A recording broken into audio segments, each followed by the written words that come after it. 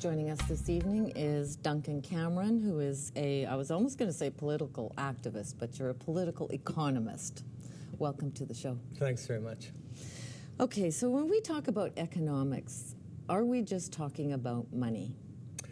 Well, you know, economics is really, it's about misery. It's about people being hungry and not having enough. It comes out of moral philosophy. You know, in all the great religions, whether it be Buddhism or Hinduism or Christianity or Islam, all have the same golden rule, the one that we grew up with: do unto others as you would have them do unto you. And that is really a moral principle, and it's also an economic principle. So in our societies, when we look at each other, we say, who is that person, and I wonder how they're feeling. We're exhibiting what Adam Smith, who was considered to be the father of market economics, what he called empathy, what we call empathy, and he said it's the basis of the human race. It's how we understand each other. So when someone says to me, okay, what is the economy in I know, 30 well, I'm seconds? just kind of stunned listening to this answer. I'm like, you never hear that. What is the economy? I say to them, well, it's people working together to meet each other's needs. So that starts in the household, where you see often 99.9% of the time women looking after the needs of their children, of their parents, of their spouses, preparing food, or simply making sure that people are happy and that they have what they need, that they're comfortable, that they're warm, they're dry, that they don't suffer from any kind of nagging medical problem. So that's our economies really start in the sort of the household, and then we move out into the wider world. And when we used to move out in the wider world, we went hunting and gathering, and some people still do, for food. And we were then self-sufficient units, but we were still working together to meet each other's needs. And some people were doing the hunting, and some people were doing the preparation. And so there was a division of labor, which is also an important part of economics. Was it more equal then, when we were hunting? Well, you know, you've raised what is a most contentious issue in economics, the question of equality. If we said, well, what is the principal economic problem facing Canadians? Well, I would say it's poverty, and I would say it's misery, people who have no hope of having a better life, and that's the problem we should address. Now, I say this, but I didn't make this up. This isn't my opinion. This is also what the Catholic Church thinks is the problem. It's what a lot of major philosophers think is the problem. The problem is inequality in our society. So if we're going to address an issue like inequality, we have to first come to terms with the fact that, you know, some people have too much and some people don't have enough. And so does that mean redistribution? Do we want to tax people who are more wealthy? And the answer is yes, we should. Probably tax them significantly more than we're taxing them right now. Now, that isn't a popular thing to say, but it happens especially to be with necessary. People, it seems to be especially with people who have money. Or people who aspire to have money. Yes, okay. There's a belief in our society that inequality is in fact what drives economic progress, that if I believe that I can make $1 million, I'm going to work a lot harder than if I think that my earnings are going to be capped at $500,000. Right. So there's this belief that more is an incentive. But in fact, the recent Nobel Prize winner in economics, Angus Deaton, has shown pretty conclusively in research that it's absolutely true that up to $75,000 money, income, can reduce stress, it can alleviate unhappiness, it can make people happier in their daily lives. So if you don't have a place to go at night, you're going to be incredibly unhappy and miserable. This is such an interesting thing, because when you told me about, you sent me this article, because I get into debates with people about, does money make you happy? No, money doesn't make you happy. But in fact, I want you to elaborate even more on that. Well, it does make you happy up to a certain amount. And in the research that was done by Angus Deaton, he talked about 75,000 US as being a sort of a point at which, beyond that, You might be satisfied to look at your yacht or your Mercedes or your vineyard and get life satisfaction. I earned that, I did that. But it's not something that makes you happier or that alleviates stress or that makes you have a better life. It just makes you feel better about yourself. But would you say in our country that most people, like, do teachers make that much money? Like, who are the people that would make $75,000 or more? Well, if you take Canadian society and you divide it into two groups, the one half, you put the person who's got the most money in the country, the person who's got the least, you draw a line in the middle of all the population, you draw it at about $29,000. So half of the people in Canada have $29,000 or less. And the number of people who would have 75 might be 25% of the population. Now, of course, if you put money together, as people often do, if you're in couples, then you together might have $75,000, but on your own, you're likely to be lucky to have half that. So has anybody noticed the work that he's done?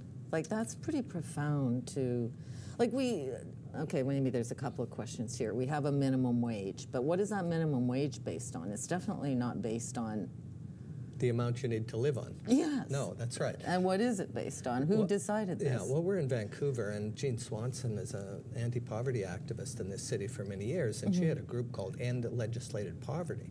And we actually legislate an amount of money which keeps people in poverty. So if you would say that we had to put together a basket of what people needed to make ends meet, we're still talking about maybe 10% of the population who don't have that. They don't have enough just to survive on adequately. If you're talking about making people actually happy, well, that's a sort of revolutionary act which would require a lot of transformation of the way we work together and meet each other's needs. So is our economic system, as it is it progressive or regressive? Is that even worth looking at?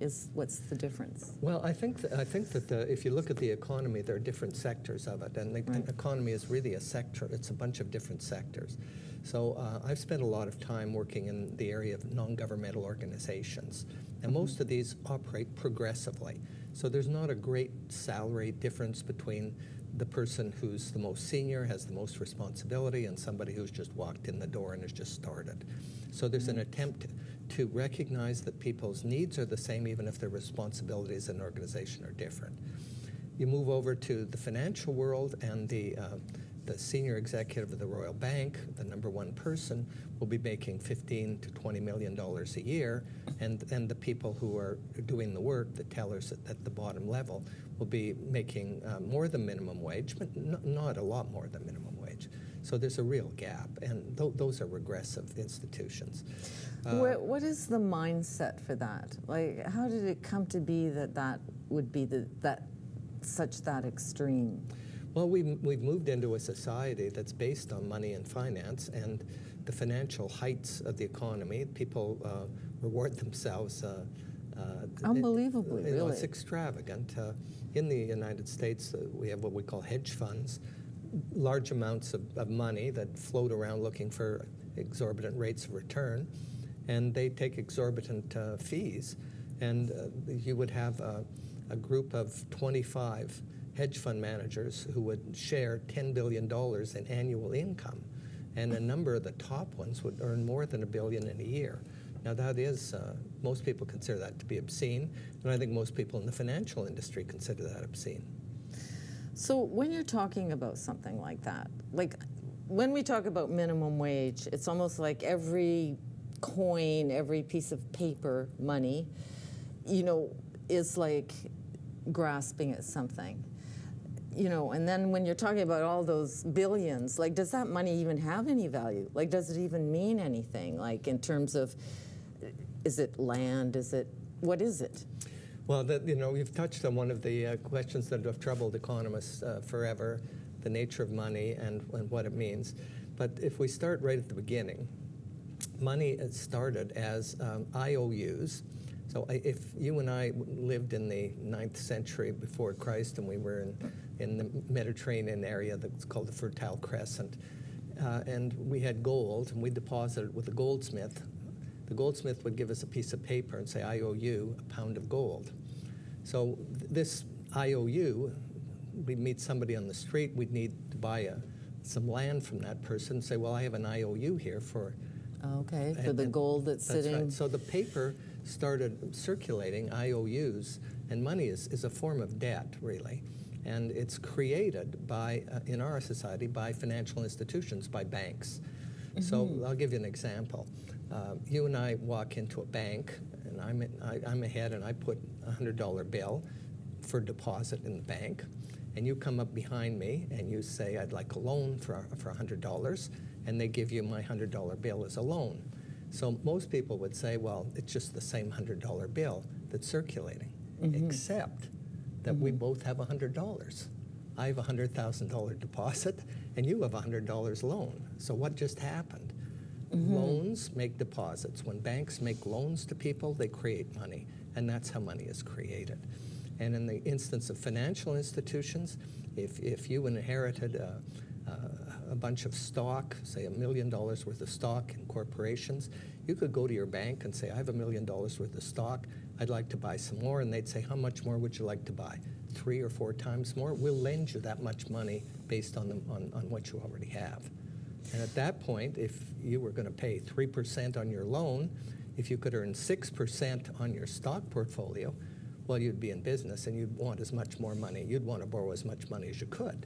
And each one of those dollars you were borrowing is new money, newly created, on the basis that you're going to be able to repay it. And that's how people who have get to have more. And people who don't, if you don't have a job and you don't have any income, people won't lend you the price of your lunch.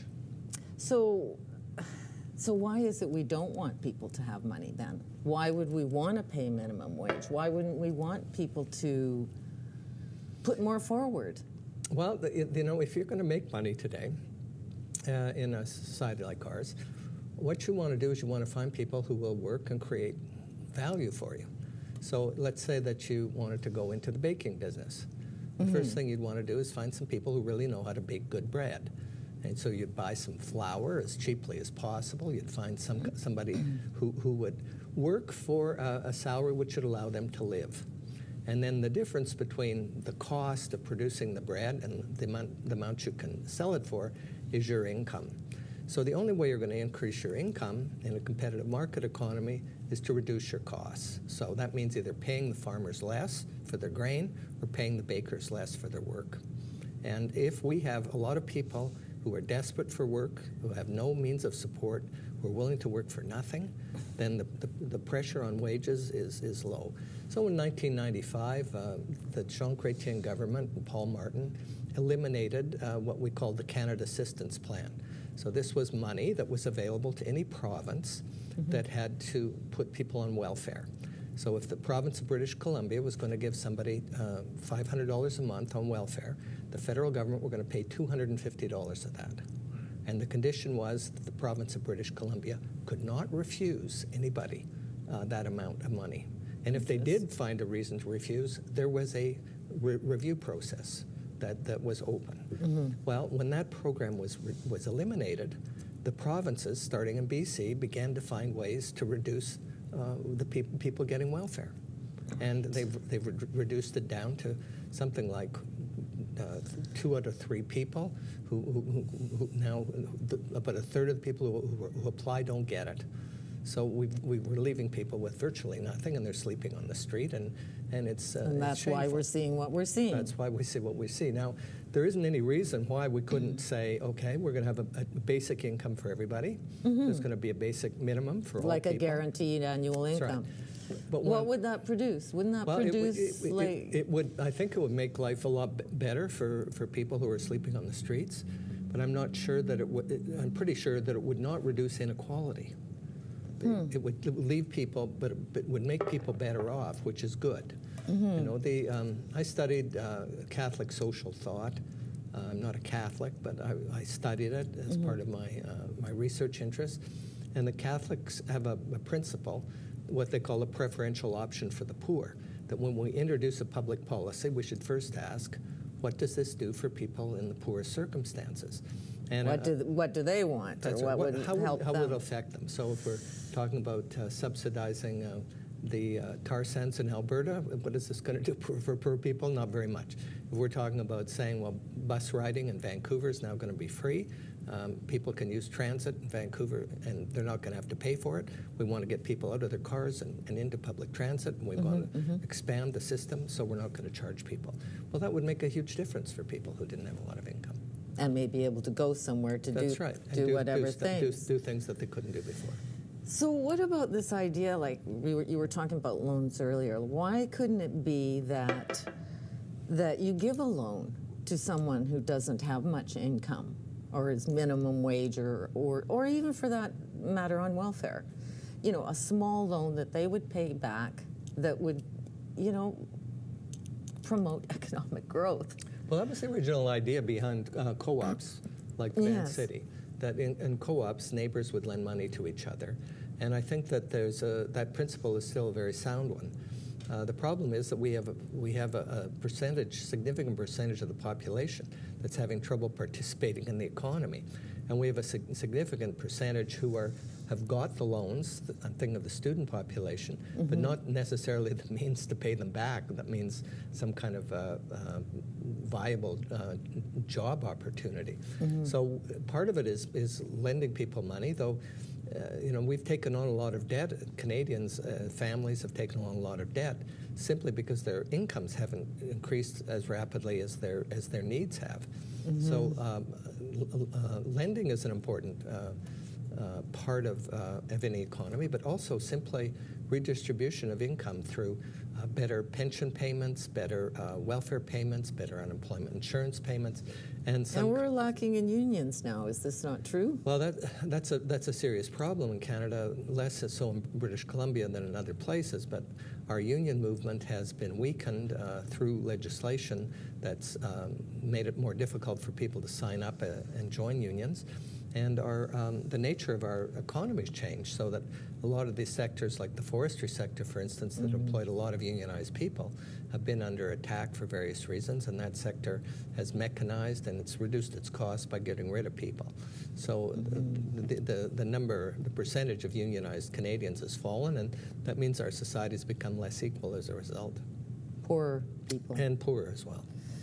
So you would think in a culture, particularly in North America, which is a consumer culture, that you would want people buying, that you would want them to have substantial amounts of money so they could purchase things, so that to keep the economy going. Why isn't, like, it seems so unbalanced? Well, you know, when I was growing up, we said of Canada was the second wealthiest nation in the world after the United States. And by wealth, we didn't mean we had the most magnificent museums, or we had the greatest architecture, or we had, you know, the best sort of tallest building, public services or anything.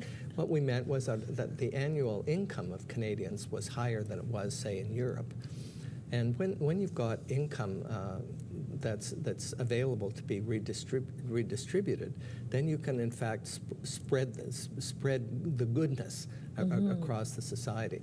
But what we've chosen to do is that rather than redistribute that income, we've chosen to import labor, import work. So we've had television sets made elsewhere starting in the 1950s and 60s.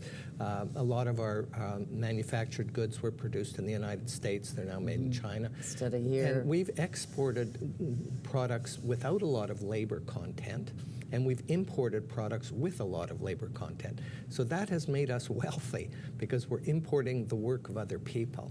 And cheaper That's labor right. as well. But it's also meant that we haven't invested in our own productive capacities as much as we could, that rather than invest in, say, skill formation so that we have skilled carpenters, plumbers, electricians, we preferred to import them from other countries through immigration. Our technical colleges and so on were only created in the 1970s in Canada. We don't have a tradition of doing this.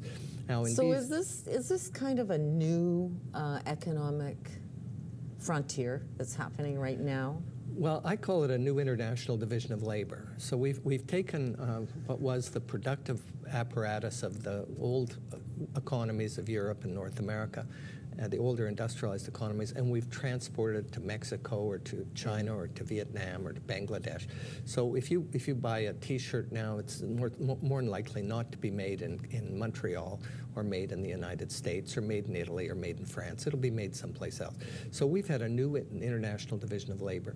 And the division of labor in Canada has favored people who work with numbers and with words, people who are in the symbols industry, the computers software, or in Vancouver to be people who are making electronic games that are sold for use on the internet. So we've created that kind of economy, and people have reasonably well-paying jobs and some prospects of perhaps growing their wealth through ownership of the company they work in.